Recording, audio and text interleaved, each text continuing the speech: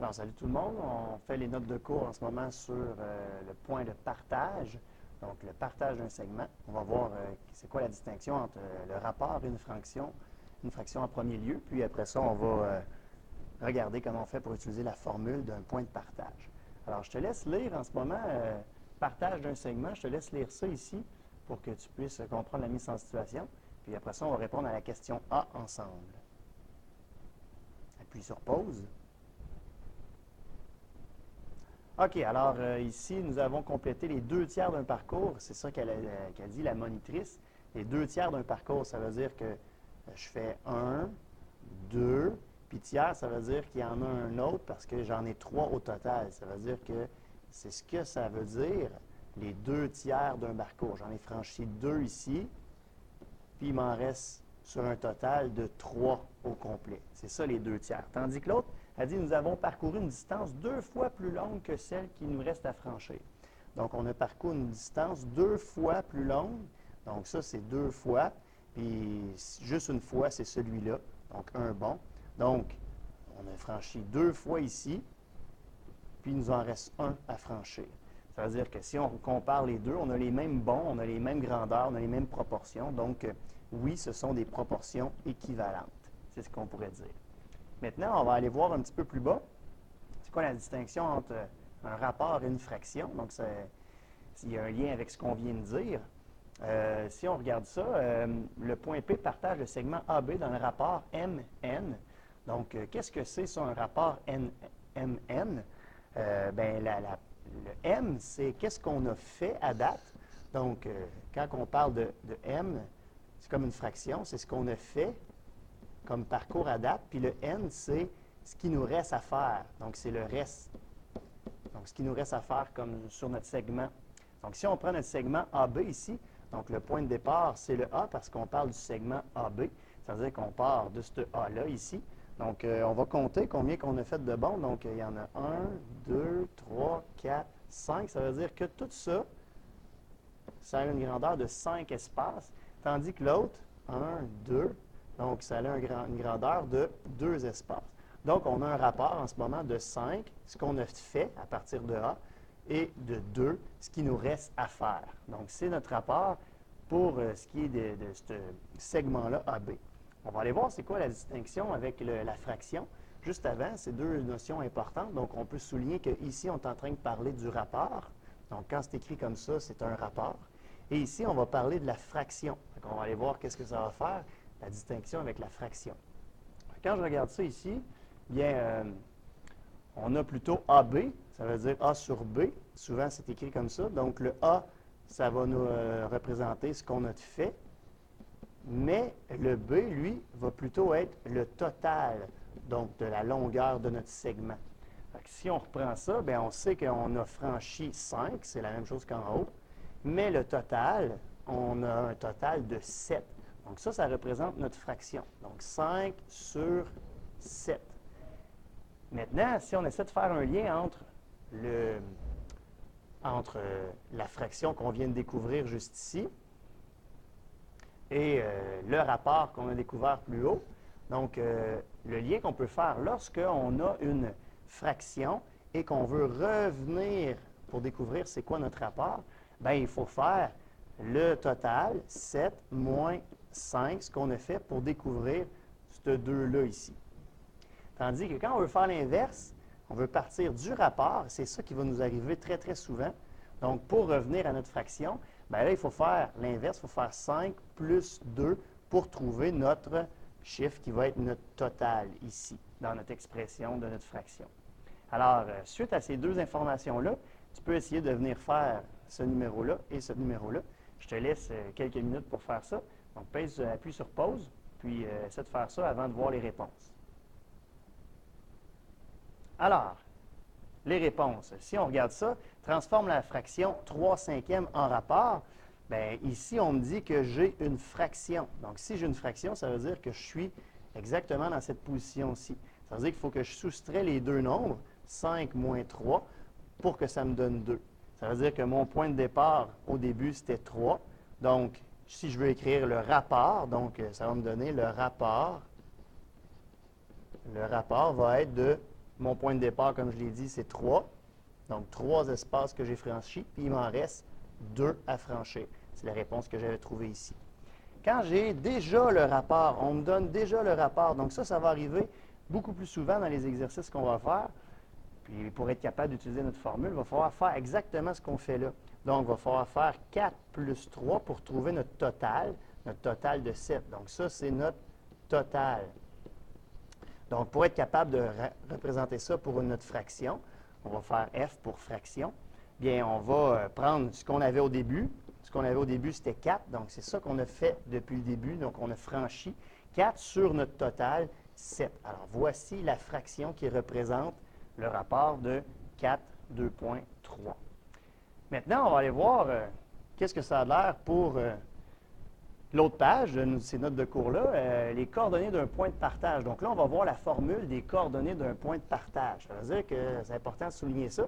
C'est ça qu'on va devoir utiliser beaucoup quand on va chercher les coordonnées. Donc, on ne cherche pas une grandeur, on cherche des coordonnées. Ça veut dire qu'on va trouver un couple. Donc, je vais mettre la virgule ici en plus gros, là. Donc, cette virgule-là ici. Donc, on a, tout ça va représenter notre calcul pour trouver le coordonné en x. Puis tout ça ici va représenter notre calcul pour trouver le coordonné en y. Et dans notre formule, bien, le a sur b, juste ici, c'est quoi? Bien, c'est marqué juste là, c'est la fraction. Fait que le a sur b, ça va être la fraction dans quelle proportion on partage ça.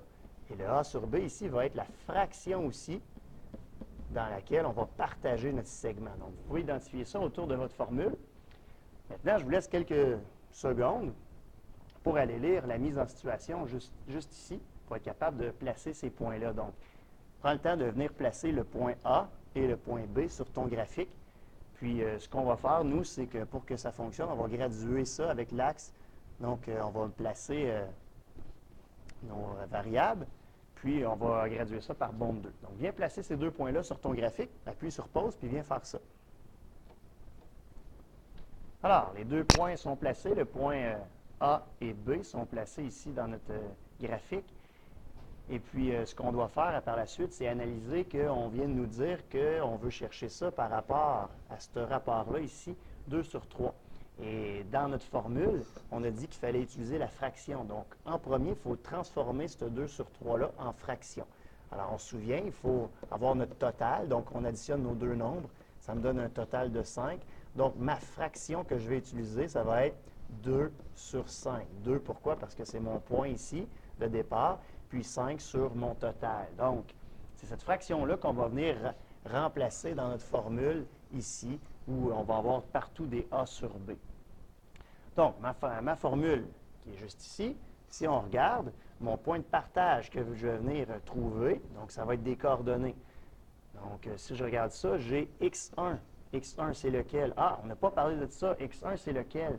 Bien, il faut que je regarde. Ça, c'est mon A qui vaut 3 quarts, 3,4 plutôt. Puis ça, c'est mon B. Les coordonnées, c'est 13, 19. Maintenant, mon point de départ, bien, ça a de l'importance. Parce que si je dis je suis au 2/5e à partir du point A ici, donc à partir du point A, ça va me donner quelque chose à peu près ici. Mais si je dis je suis au 2/5e à partir du point B à la place, donc le point de départ, ce serait B, je trouverais quelque chose ici. C'est-à-dire, je vais trouver deux réponses différentes, tout dépendant quel point de départ je vais prendre. Moi, si je regarde le point de départ, bien, pour réussir à l'identifier, il faut que je regarde. Dans mon texte, on parle du segment AB. Ça veut dire qu'on part de A. Donc, mon point de départ, c'est le point qui est ici, le point A. Maintenant, si c'est lui, mon point de départ, ça veut dire que le 3, c'est un X1 et le 4, c'est un Y1 parce que c'est les premiers, c'est ça, c'est de là que je pars. Tandis que le 13 va être un X2 et le 19, un Y2. Donc, quand je vais arriver pour remplacer ça dans ma formule, le X1 que je parlais tout à l'heure ici, bien, ça va être 3 parce que c'est lui mon point de départ en X, c'est 3. Donc, quand j'arrive pour mettre ça dans ma formule, je mets 3 ici, c'est mon X1, plus ma fraction qu'on vient de parler juste ici, la fraction A sur B, nous on le sait, c'est 2/5e, multiplié, donc il y a un petit fois ici, multiplié par X2 x2, c'est quoi? C'est 13. C'est ce x2-là ici. Donc, 13 moins quoi? Moins x1. C'est ce qui est marqué dans ma formule, moins x1. Donc, moins x1, c'est, encore une fois, le 3 qui est ici. Donc, moins 3. Je ferme ma parenthèse et là, j'ai ma virgule. Pourquoi j'ai ma virgule? Parce que tout ce calcul-là sert à trouver ma réponse en x. Donc, tout ce calcul-là sert à trouver ma réponse en x. On va faire ça. Alors, ça veut dire que priorité d'opération, en premier, il faut que je fasse ma parenthèse ici. Donc, je trouve ma réponse à cette parenthèse-là. 13 moins 3, ça fait 10. Donc, 10 multiplié par 2 cinquièmes plus 3. Donc, je suis en train de chercher cette réponse-là. Après ça, priorité d'opération. Je vais faire ma fraction fois 10. Donc, 2 fois 10, ça fait 20. 20 divisé par mon 5 ici. Donc, 20 divisé par 5, ça fait 4. Ça veut dire que ma réponse, 4 plus 3. Donc, 4 plus 3, ça donne 7. Donc, mon point de partage, je viens de trouver les premiers coordonnées, 7. Ça veut dire que ça, c'est mon coordonnée en x que je viens de trouver. Maintenant, je dois faire la même chose. Je dois faire le calcul ici pour trouver le coordonnée en y. Alors, je te laisse écrire les choses ici. Je vais marquer la réponse tout de suite après. Donc, appuie sur pause, puis essaie de refaire la même chose, mais du côté du y. Alors, juste pour t'aider à partir, le y1, c'est lequel? C'est le 4. Donc, le 4 plus notre fraction 2 cinquièmes multiplié par y2 qui est 19 moins y1, 4. Donc, c'est ce qu'on a. Maintenant, essaie de faire les autres. Appuie sur pause, puis tu vas voir qu'est-ce que ça donne. Alors, voici ce que ça donne. Donc, on a nos étapes. On arrive à le point de partage 7, 10. C'est lui qui partage au 2 cinquièmes notre segment AB. C'est-à-dire que si on vient le positionner, je m'en viens vis-à-vis 7 ici, et je m'en vais jusqu'à une hauteur de 10. Ah, c'est ici. Alors, c'est le point P. C'est ce point-là. C'est le point qui partage notre segment au 2 septièmes. 2 cinquièmes, pardon, et non 2 septièmes. Donc, là, ce que tu vas faire, c'est que tu vas essayer d'aller refaire ce même calcul-là à l'aide de cette question-là qui est ici. On n'a aucun graphique, mais on peut utiliser seulement nos points pour faire ça. Donc, appuie sur pause, puis essaie de revenir refaire exactement le même calcul ici. Puis, je vais te montrer comment on le fait tout de suite après. Donc, tu peux appuyer sur pause maintenant. Alors, comment on fait ça? Bien, on regarde ça ici. Donc, en premier, je dois identifier mon point de départ. Ça veut dire que le segment MN au 7/12e de la longueur à partir de M.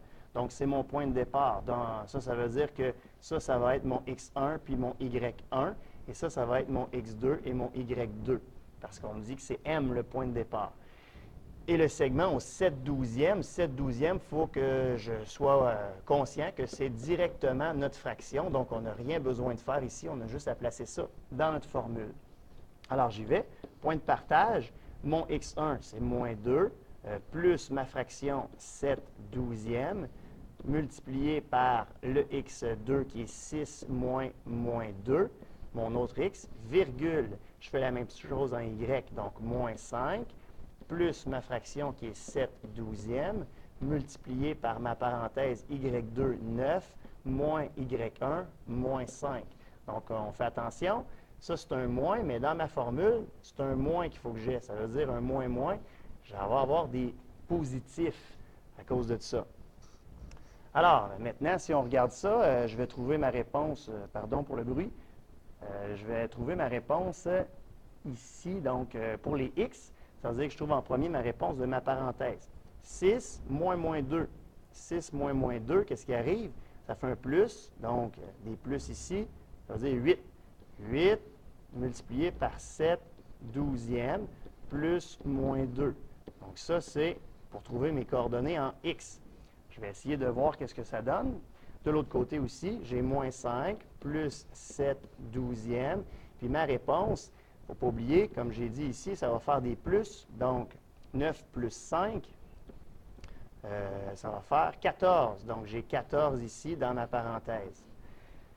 Donc, multiplier juste ici. Bon, j'ai mis les parenthèses de ce côté-ci. On n'est pas obligé, mais on peut faire ça. Donc, on va regarder qu'est-ce que ça donne la suite des choses. Alors, voilà le résultat. Merci beaucoup.